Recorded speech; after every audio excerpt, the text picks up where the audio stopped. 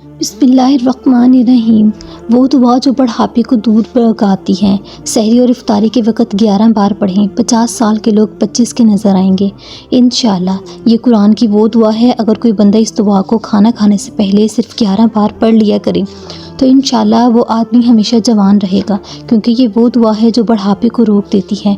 जो इस दुआ को मुसलसल पढ़ता है, अगर वो ज़्यादा उम्र का है तो इस दुआ की बरकत से वो कम उम्र दिखाई देगा, क्योंकि ये दुआ बढ़ती हुई उम्र के असरात चेहरे से दूर करती है, चेहरे से झुर्रियाँ ख़त्म करती हैं, चेहरे से कमज़ोरी दूर कर देती है।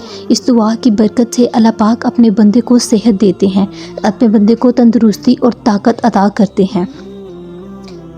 बहुत सी प्यारी छोटी सी दुआ है। जब भी खाना खाने लगे तो खाना खाने से पहले इस दुआ को लाजमी पढ़ें।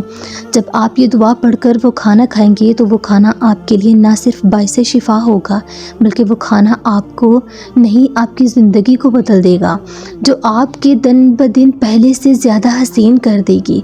रमज़ान मुबारक में इफ्तारी के वक़्त और सहरी के वक़्त अगर आप इसको पढ़ेंगे, क्योंकि ये वो वक्त है जो कि दुआओं की कबूलियत वाले वक्त हैं। इस वक्त अल्लाह पाक अपने बंदों के बिल्कुल करीब होते हैं, इतने करीब होते हैं कि अल्लाह और उसके बंदे के दरमियान कोई पर्दा आयल नहीं होता।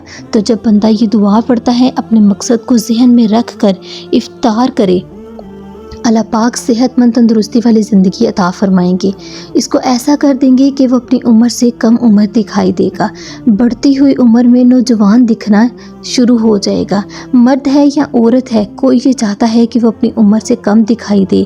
बदकिस्मती से उम्र बढ़ना या कम करना इंसान के इख्तियार में नहीं।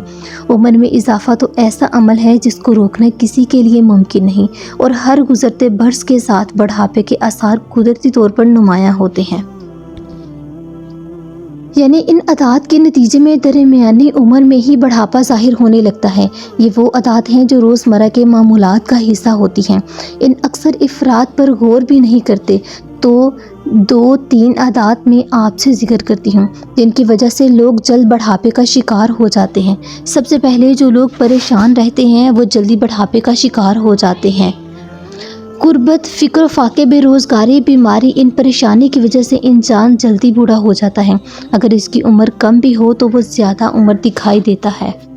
जो लोग अल्लाह का जिक्र करते हैं, अल्लाह को याद करते हैं और अपने आप को ऐसे कामों में मसरूफ़ रखते हैं जिनसे दूसरों को फ़ायदा पहुँचे, तो इस तरह भी चेहरे पर, सेहत पर अच्छे इसरात मरतब होते हैं।